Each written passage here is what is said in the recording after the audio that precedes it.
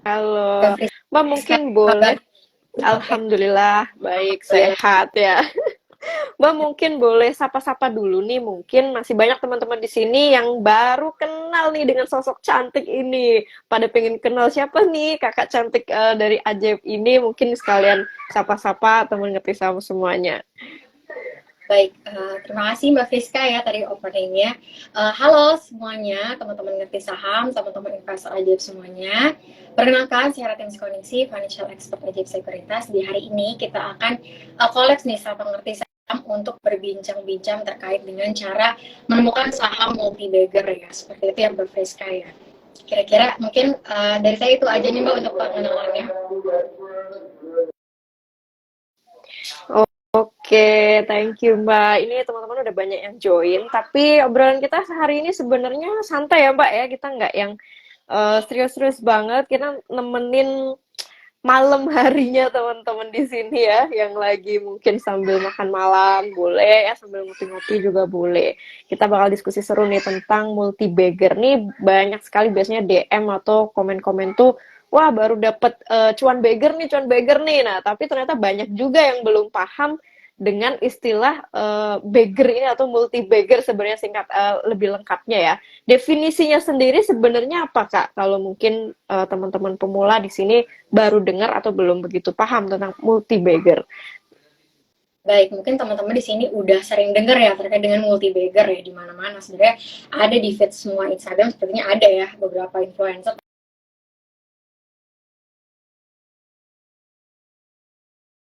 dari saham multi bagger ya.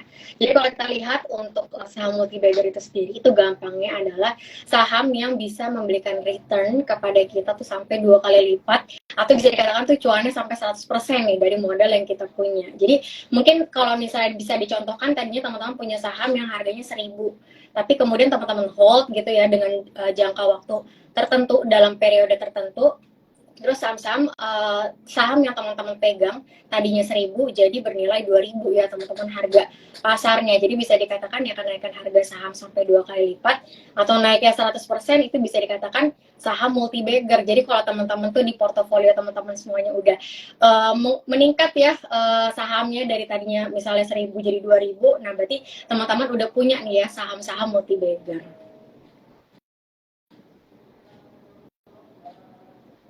Nah, yang kita tahu nih, mungkin yang kebanyakan investor pemula tahu bahwa yang namanya saham multi bagger ini biasanya cenderung butuh waktu yang lama. Nah, seberapa lama sebenarnya mungkin ada range yang sering terjadi ya bagger-bagger di berbagai saham ini umumnya rata-rata berapa lama, Kak?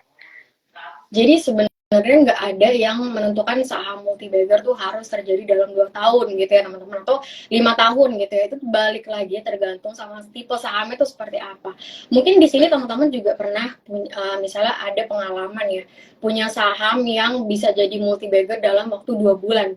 Itu sebenarnya nggak salah juga ya teman-teman. Itu juga bisa dikatakan saham tersebut multi bagger. Tapi di sini kita lagi ngomonginnya tuh konteks saham-saham yang multi bagger tapi itu kita hold ya, dan juga itu bisa dikatakan tuh konsisten ya teman-teman pertumbuhannya, jadi kenaikan sahamnya tuh konsisten. Jadi mungkin teman-teman yang tadi misalnya saya dapat saham yang multi bagger kok tadinya misalnya Rp500 tapi sekarang udah jadi Rp1.000 gitu kan ya per lembar sahamnya, itu kan bisa dikatakan multi bagger secara definisi. Memang iya gitu, multi bagger, tapi yang kita cari di sini adalah multi bagger yang memang bisa dikatakan tadi pertumbuhannya konsisten dan juga nggak cepet kempesnya ya teman-teman ya. Mungkin teman-teman lihat kalau teman-teman punya saham multi bagger tadi misalnya contohnya dari 500 ke 1.000, terus teman-teman melihat wah dalam 1 bulan saya bisa kok dapat multi bagger, ternyata dalam sebulan lagi tuh udah balik lagi teman-teman sahamnya ke 500 lagi. Nah itu perlu diperhatikan ya teman-teman ya, walaupun memang secara definisi memang benar-benar multi bagger, tapi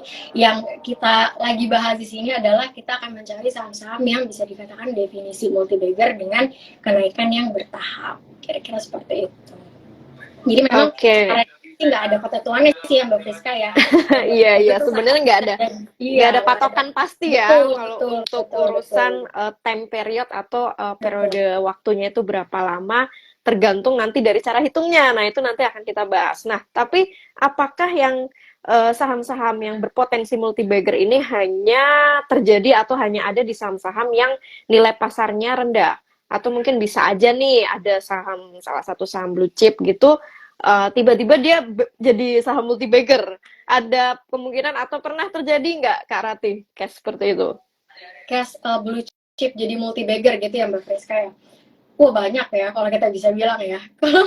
Kalau tahun-tahun muda lagi tuh banyak sekali sebenarnya saham-saham blue chip yang udah multi bagger. Nah kita balik lagi nih ngelihatnya time periodnya seberapa lama.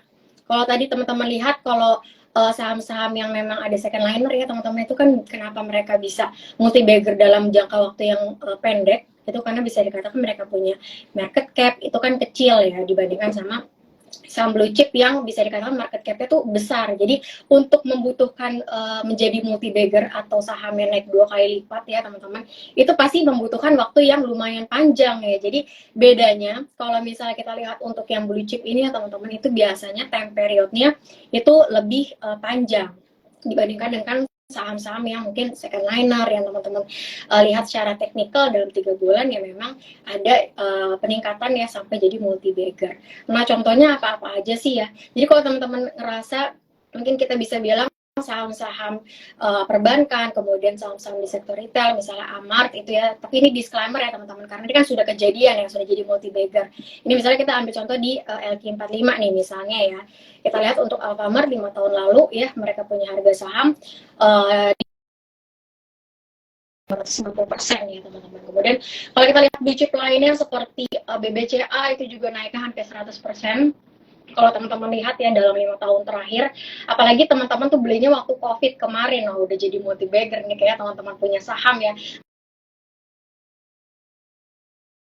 saham turun tuh ya, mungkin sekarang udah jadi triple bagger ya teman-teman. Jadi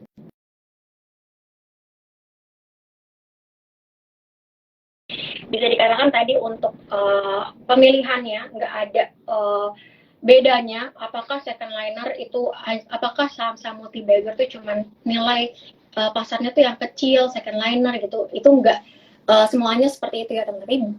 Blue chip ya tadi yang punya market cap besar itu sebenarnya juga bisa jadi loh multi bagger asalkan kita sabar ya teman-teman ya karena tadi market capnya tuh besar sehingga untuk sahamnya naik itu butuh waktu yang lebih panjang dibandingkan dengan second liner tapi turunnya juga akan lebih lama ya teman-teman jadi koreksinya juga akan lebih lama nih dibandingkan dengan tadi kalau teman-teman lihat misalnya secara jangka pendek gitu saham-saham yang second liner. Kira-kira itu aja sih Mbak Friska ya. Jadi bisa dikatakan nggak ada bedanya saham blue chip juga bisa jadi multi bagger. Yang membedakan adalah waktunya aja nih yang panjang. Oke, jadi intinya saham-saham yang kapitalisasinya besar pun ya tidak menutup kemungkinan dia akan jadi bagger someday ya. Seperti tadi contohnya itu AMRT. Wah ini kalau ingat dulunya emang harganya itu rendah banget ya. Kalau sekarang mungkin yang Tuh, udah masih hold dari tahun-tahun sebelumnya udah bagger. Wow, gila sih ya kalau itu. Itu sebagai contoh. Makanya nanti ini ada kita kasih tipsnya, cara memilihnya ya. Nah ini mungkin lanjut ke oh iya tadi mumpung masih nyambung ini Kak Ratih, apakah bagger ini bisa ya bisa berpotensi juga di saham-saham yang dalam tanda kutip saham gorengan. Nah ini biar bisa ada penyeimbang. Kalau tadi kan yang kategori kapitalisasi besar ya atau kita masuk ke blue chip. Nah gimana kalau yang tadi saham gorengan atau yang kapitalisasinya sangat-sangat kecil?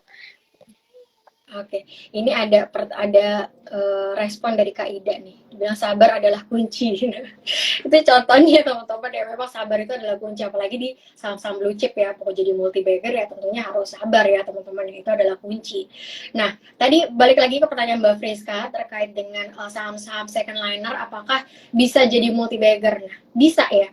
Jadi semua saham ya teman-teman itu bisa jadi multi bagger asalkan dia punya story nih. Biasanya kalau saham-saham yang second liner gitu ya kita lihat mereka punya perbaikan atau turnaround story dari mereka punya earnings ya biasanya. Misalnya di tahun lalu mereka masih mencatatkan net loss, kemudian di tahun ini mereka punya earnings ya itu jadi berbalik tadinya net loss jadi net profit gitu kan. Itu pastinya jadi driven juga buat pergerakan saham tersebut untuk jadi multi bagger ya calon-calon multi bagger juga nih karena ada perbaikan dari kinerja keuangannya. Nah biasanya saham-saham yang terjadi di second liner itu seperti itu nih, ada turnaround story, kemudian ada misalnya katalis-katalis pendukung ya, itu pastinya akan menjadi booster untuk pergerakan harga sahamnya untuk menjadi multi bagger. Jadi nggak hanya blue chip, tadi balik lagi second liner ya, saham gorengan pun kalau misalnya dia kinerjanya membaik, ya kita harus melihat ada perbaikan kinerja ya, kenapa enggak kalau kita akumulasi, karena kita lihat secara valuasi pun misalnya masih murah,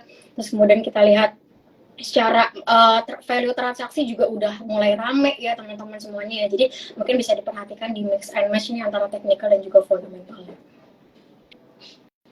Oke, jadi untuk berbagai lapisan itu tetap aja ada potensi saham itu ya bisa aja jadi multi bagger, tergantung nanti nih karakteristiknya atau indikatornya seperti apa. Nah, kita langsung lanjut ke semacam kategori ya, kategori yang mengindikasikan atau yang bisa lah kita investor tahu dari sisi fundamental maupun teknikal bahwa saham itu berpotensial ya atau berpotensi untuk menjadi saham multi bagger. Oke, kalau kita lihat secara fundamental dulu ya, saham-saham apa sih yang punya potensi untuk multi bagger? Nah, teman-teman harus lihat nih dari karena sekarang tuh lagi musim rilis keuangan, rilis kinerja keuangan emiten juga di kuartal 2 tahun 2023. Nah, ini cara teman-teman untuk screening saham nih, kira-kira mana sih yang ada potensi untuk jadi multi bagger nih ya di tahun depan atau mungkin di akhir tahun ya teman-teman ya. Mungkin teman-teman bisa screening menggunakan cara-cara ini. Misalnya teman-teman lihat dari valuasi PI-nya, itu paling gampang sekali. Teman-teman lihat aja PI-nya. Kalau misalnya mereka punya price to earning ratio-nya tuh misalnya lebih kecil dibandingkan dengan industrinya.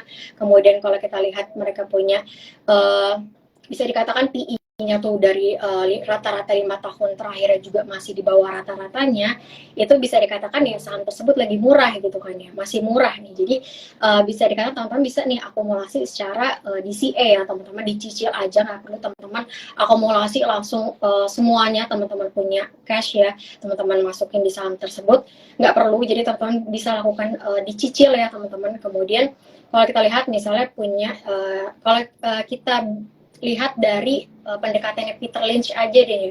Jadi Peter Lynch ini dia punya nih beberapa indikasi-indikasi untuk memproyeksikan suatu saham itu bisa jadi multi bagger atau enggak. Tadi pertama dari PI-nya, kemudian Peter Lynch ini mengkelompokkan lagi saham-saham yang punya ROE yang juga premium atau return on equity yang premium. Jadi teman-teman lihat nih ROE-nya itu dibandingkan dengan di tahun lalu ya secara year on year, apakah ada kenaikan atau enggak. Kemudian teman-teman bandingin sama peers-nya lagi ya teman-teman. Balik lagi bandingin sama peers-nya.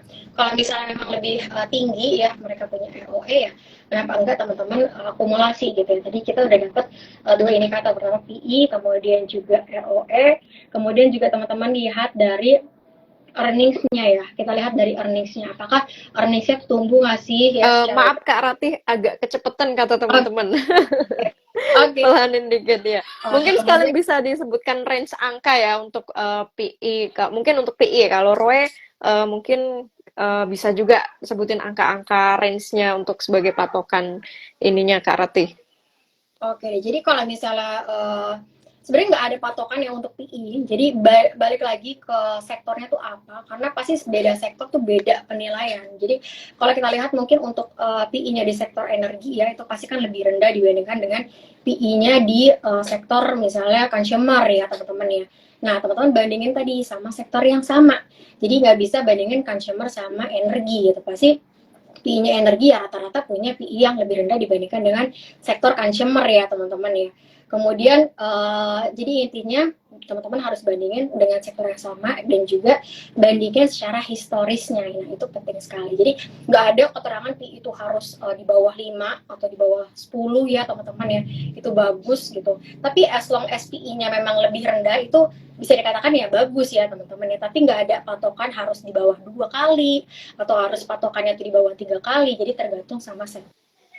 Ya, mungkin bisa Tadi kita lihat ambil di apakah bawah angka rata-rata satu sektor kali ya. betul. Jadi di bawah rata-rata sektornya ya Mbak Friska ya, itu penting sekali. Jadi jangan bandingin sama sektor yang berbeda ya teman-teman. Kemudian juga teman-teman bisa lihat dari tadi earningsnya secara year on year, dari sisi bottom line-nya, dari sisi misalnya EPS-nya itu tumbuh atau enggak, kemudian teman-teman lihat secara year on year tumbuh atau enggak, kemudian teman-teman juga selain dari profitabilitasnya, teman-teman lihat juga dari sisi rasio misalnya likuiditasnya ya, atau rasio stabilitasnya deh, kita lihat dari kinerjanya, mereka punya debt to equity ratio-nya tuh lebih rendah nggak sih dibandingkan dengan peers-nya. Kemudian juga secara year on year itu turun ya teman-teman ya.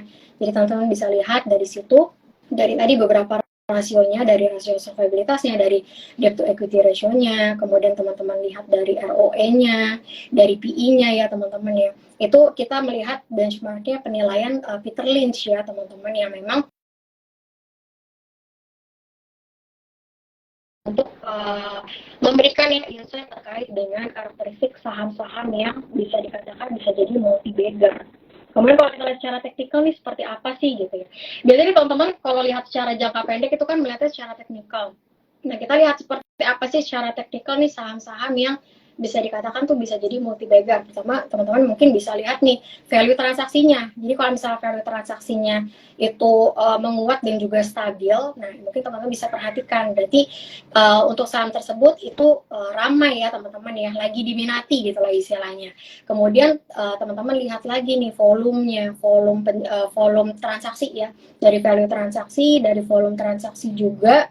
Terus teman-teman bisa melihat nih saham-saham yang memang ada indikasi reversal misalnya dari fase bearish jangka menengahnya gitu. Nah itu ada potensi-potensi secara teknikal saham tersebut itu bisa mengalami penguatan yang signifikan, bahkan bisa sampai bagger ya teman-teman. Tadi adalah beberapa penilaian buat teman-teman semuanya yang mau lihat secara fundamental ataupun juga teknikal.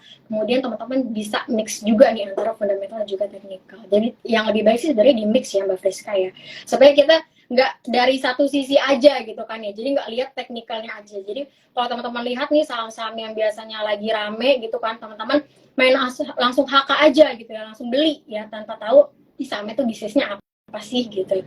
Ini saham tuh dapat labanya tuh dari mana sih gitu ya. Jadi teman-teman harus mix and match sih sebenarnya antara fundamental dan juga teknikal. Kira-kira itu sih untuk melihat saham yang ada potensi untuk multi bagger.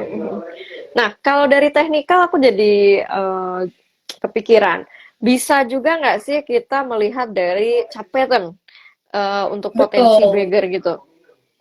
Oke, jadi Betul. bisa juga ya dari Iya, pola grafik misalnya ya Kak Rati ya. ada betul. Jadi ada potensi misalnya saham tersebut tuh membentuk misalnya kita lihat ya tren-tren reversal seperti inverse head and shoulder. Kemudian teman-teman bisa lihat double bottom ya teman-teman ya. Kalau teman-teman ikutnya tuh di saat saham tersebut itu belum sepenuhnya membentuk double bottom ya, atau bisa dikatakan itu akumulasinya di support. Nah itu ada potensi teman-teman bisa dapetin cuan yang lebih maksimal ya teman-teman. Jadi bisa di mix and match lah, untuk teknik itu banyak sekali sebenarnya. Oke. Ya, cup and handle juga bisa juga ya Betul, jadi saham multi bagger. betul. Itu paling enak tuh Jadi kalau bisa lihat muncul cup and handle.